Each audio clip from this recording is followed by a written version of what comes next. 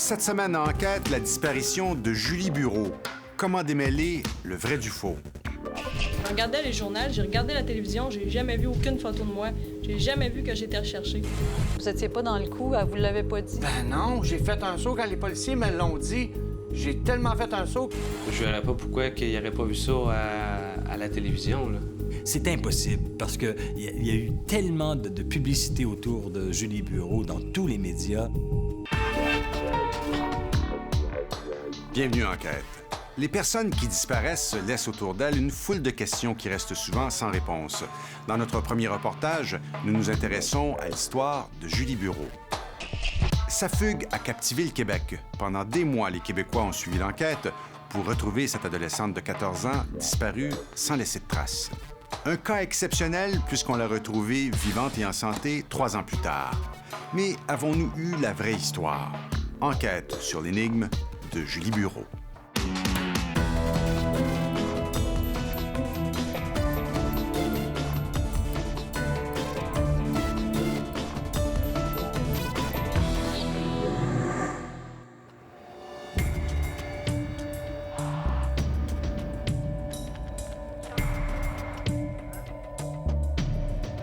Ils élèvent des lamas dans un des plus beaux paysages de la Beauce.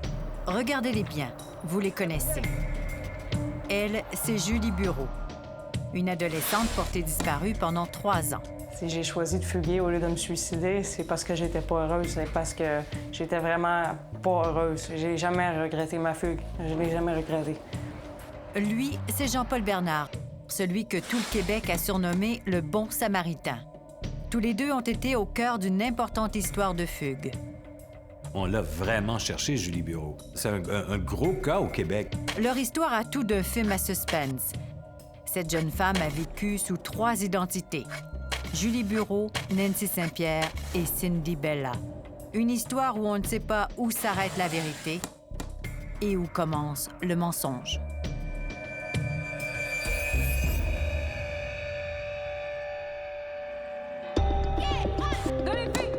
Septembre 2001, Julie Bureau se sauve de son collège privé. Elle a 14 ans. Elle est vue pour la dernière fois dans ce McDonald's à Quaticook, en Estrie. Puis, plus de traces. Bonjour tout le monde, merci d'être venu. Je suis Normand Gay, c'est moi qui est responsable du dossier concernant la disparition de Julie. On enquête 2 thèses pour l'instant, c'est-à-dire la fugue, mais il y a aussi une possibilité que ce soit enlever la vie. Je pense que les gens au Québec ont eu beaucoup d'empathie pour les parents, pour ce qu'ils vivaient. Parce que c'est impensable de vivre ça. C'est de vivre la disparition d'un enfant pendant aussi longtemps sans savoir si elle était torturée, si elle était violée, si elle était tuée, puis que tu cherches un corps, tu cherches quelque chose, tu sais. Puis à tous les jours, tu vis ça. Touché par l'angoisse du père, le documentariste Luc Côté s'intéresse au cas de Julie Bureau, alors qu'il tourne un film sur des disparitions dans le monde. Sa caméra suit pendant 1 an l'enquête des policiers et saisit le drame des parents. C'était difficile. C'était vraiment difficile. Et je le voyais, il fouillait lui aussi, il fouillait les buissons avec un bout de bois pour essayer de voir, de trouver finalement quoi? Le corps de sa fille.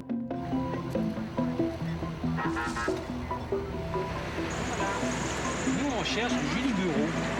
Julie aurait fait du pouce ici le mercredi 26 septembre. 51 jours après sa disparition, l'enquête se déplace à la télévision. 1 million de Québécois regardent Francine Poulain supplier sa fille de donner signe de vie. Puis ça, Julie, là, c'est une responsabilité que tu peux pas laisser de côté si t'es sur la terre, ma pitoune. Tu peux pas nous laisser tomber. Les pistes des enquêteurs ne mènent nulle part. Les mois s'écoulent, puis les années. On la croit morte, sauf sa meilleure amie. J'ai jamais vraiment pensé qu'elle était morte. Julie a tout le temps été une fille courageuse, fonceuse. Puis, dans ma tête, c'était comme un espèce de gros film, là. Marilyn et Julie se connaissent depuis le primaire. Je me suis toujours dit, elle a trouvé le moyen de s'en sortir. Elle n'avait pas tort. 3 ans après la disparition de Julie, alors que cette histoire était tombée dans l'oubli, Julie est reconnue dans ce marché aux puces. Ils ont fait le tour, au moins une demi-heure de temps, certain. Et puis là, elle est partie. Puis là, il est arrivé une autre madame ici. Elle dit, est-ce que vous la connaissez? J'ai dit non, c'est la première fois que je la vois. Mais elle dit, c'est Julie Bureau. Elle dit, elle avait disparu. Ce signalement permet à la police de retracer enfin Julie Bureau. Pendant qu'on remuait ciel et terre pour la retrouver, elle habitait à 1 heure de chez ses parents, chez cet homme, Jean-Paul Bernard. Oh là, on était fourrés d'un Julie vivante, puis ça va bien, puis oh, ce qu'on était contents, Seigneur. Elle est retrouvée, puis là, la vie est belle. Quelques jours plus tard, en conférence de presse, on découvre une Julie Bureau déterminée, qui étonne par ses propos. L'opinion des gens, là, ça me stresse pas du tout. Les gens diront qu'est-ce qu'ils voudront. Ils savent pas ma vie. Ils n'ont pas d'affaire à la savoir. J'ai aucun regret. Aucun. Je regardais les journaux, j'ai regardé la télévision, j'ai jamais vu aucune photo de moi. J'ai jamais vu que j'étais recherchée. Comment est-ce possible? Julie va bientôt avoir 18 ans. La DPJ nous confirme qu'à l'époque, elle considérait que sa sécurité n'était pas menacée. Avec l'accord de ses parents, Julie retourne donc vivre avec Jean-Paul Bernard, celui qu'on appelle désormais le Bon Samaritain. C'est un nom que les médias m'ont surnommé, puis je l'accepte parce que je pense que j'ai sauvé la vie. Comment on appelle un bon samaritain? Quelqu'un qui prend une fille de 14 ans chez lui, 15 ans, et il dit qu'il s'est jamais préoccupé de son âge. C'est quand même une chose, ça aussi. Et deuxièmement, là, qu'elle n'a pas d'autre vie, elle n'a pas de parents, elle a rien là, qui se passe autour, et c'est toi qui s'en occupe, tu la protèges et tout ça. Je pense qu'il faut être très naïf. Et pourquoi les médias ont été aussi naïfs en même temps à cette époque-là? Je voulais sortir un livre puis l'expliquer là, au monde qu'est-ce qui s'est passé. C'est pour ça que j'ai écrit un livre. C'est pour que la vérité à sorte. À peine 5 mois après avoir été retrouvée, celle qui souhaitait vivre à l'ombre des médias publie son histoire. Une charge contre sa mère qu'elle tient responsable de sa fugue. C'était beaucoup du harcèlement psychologique, autant physique que moralement. Moralement, c'était extrêmement dur parce que c'était, elle pouvait me harceler partout, là. Elle va vendre des entrevues aux médias. Puis, un deuxième livre paraît, Le Bon Samaritain. Selon elle, son histoire lui aurait rapporté autour de 75 000 $. Je voyais vraiment ça comme un coup de marketing, un coup de publicité, puis que ça s'est passé très vite, tout ça, puis on essayait de profiter de l'affaire. Depuis le début de cette affaire, il est difficile de distinguer le vrai du faux. Julie Bureau a accepté de nous rencontrer chez elle, en Beauce, où elle vit avec Jean-Paul Bernard comme frère et sœur, dit-elle, depuis bientôt 10 ans. Vous maintenez jusqu'à ce jour que pendant ces 3 années-là, vous avez vraiment vécu frère-sœur. Oui, exactement. Oui, je l'ai toujours dit. Oh, puis tu me donnes la pâte en plus? Il est beau, Charlot. Julie et Jean-Paul ont l'air de ne manquer de rien. Mais de quoi vivent-ils? J'ai été 19 ans camionneur et j'ai été 13 ans de la Pôle service d'incendie. Puis je suis producteur forestier également. Le héros de cette histoire a aussi un dossier criminel. Des vols, des voies de fait, des gestes commis dans la vingtaine. C'est incroyable, non, qu'on l'ait appelé le Bon Samaritain et qu'en même temps, on ne s'est pas questionné davantage sur ce gars-là. Moi, j'en revenais pas à l'époque. On ne s'est pas questionné beaucoup plus sur les circonstances entourant la fugue de Julie Bureau. Quand on décide de fuguer, on ne sait pas à quelles conséquences on s'expose. Puis en plus, à 14 ans, on ne sait pas comment que la vie marche.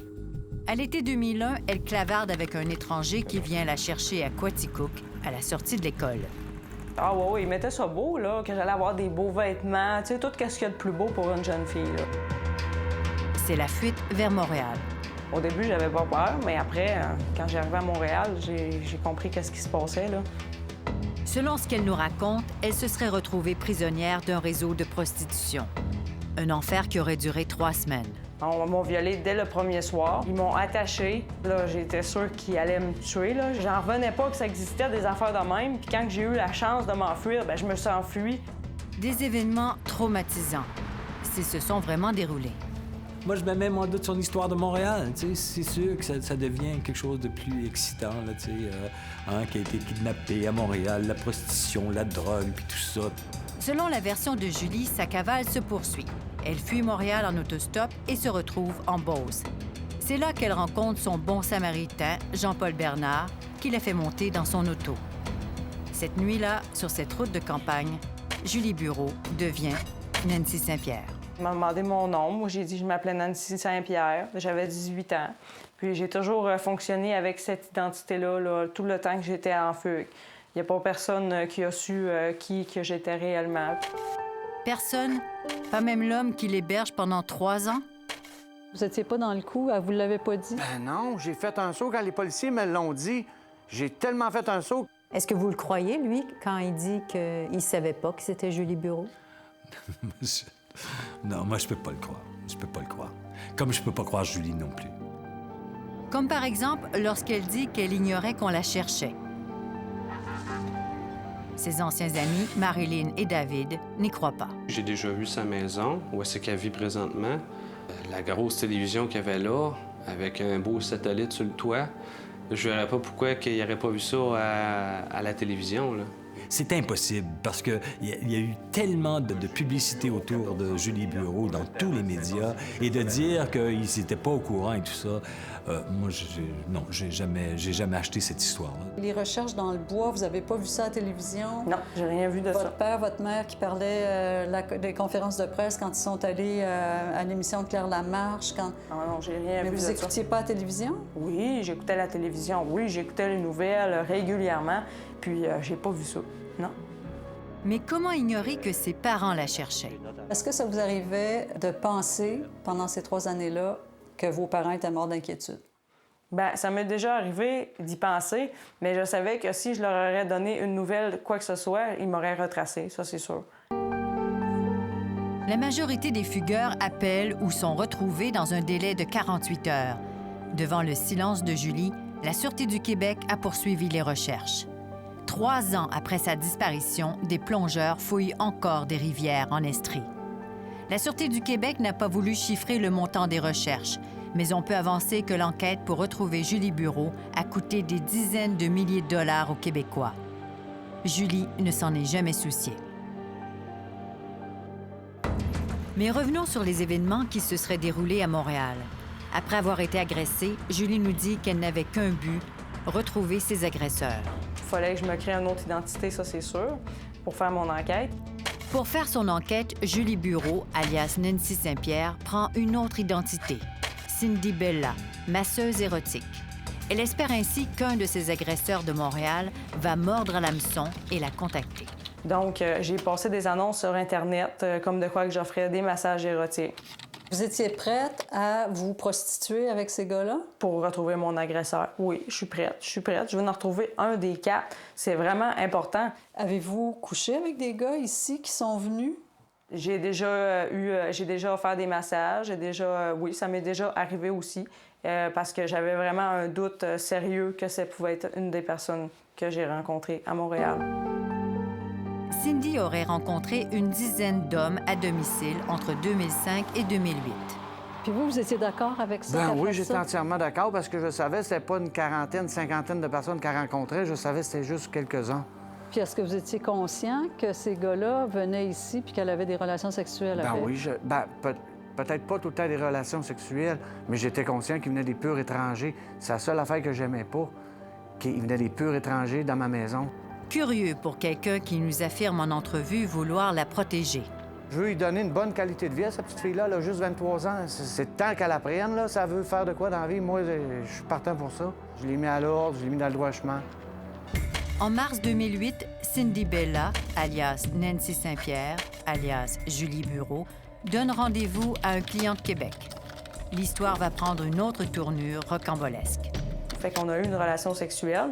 Puis là, finalement, après la relation sexuelle, j'ai vu la porte de chambre qui s'est ouverte doucement et j'ai vu Jean-Paul dans le cadre de la porte de chambre. Les prenant sur le fait, Jean-Paul Bernard menace le client de prévenir sa femme, son employeur et les médias et exige un montant d'argent pour son silence. Quelques jours plus tard, il revient à la charge et laisse ce message menaçant dans la boîte vocale du client. Nous en reproduisons ici un extrait.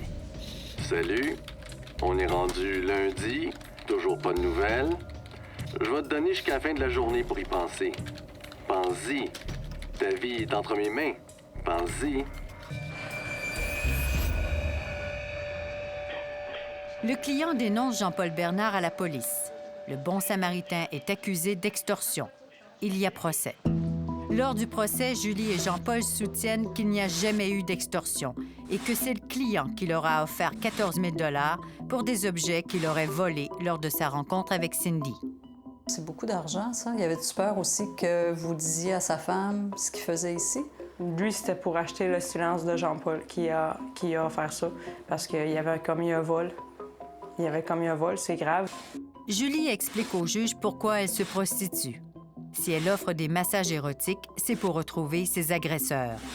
Le procureur semble douter de cette version dans son interrogatoire que nous reprenons ici. Vos agresseurs, je comprends qu'ils étaient dans la région de Montréal. Vous vous prostituez dans la région de Beauce pour retrouver des agresseurs de la région de Montréal? Le juge n'en croit pas un mot et considère l'histoire farfelue. Dans son jugement, il conclut que le client a été piégé et menacé dans le but de fournir une rançon, et ce par l'accusé Bernard avec la complicité de Julie Bureau. Mais Julie Bureau n'a jamais été accusée. Le bon samaritain, lui, écope d'1 an de prison ferme, compte tenu de ses antécédents judiciaires. Julie se retrouve seule à Beauceville avec sa vérité. Moi, j'ai conté la vérité du début jusqu'à la fin. Je suis allée en cours, j'ai témoigné, j'ai raconté la vérité du début jusqu'à la fin. Est-ce qu'on a eu au Québec la vraie histoire? La vraie histoire de Julie Bureau, moi, je pense que ses parents me le disent encore, c'est à venir. C'est à venir. Ils espèrent toujours de la revoir revenir au foyer. Pas pour vivre là, mais de la revoir au foyer. Puis à ce moment-là, de revoir leur Julie de l'époque.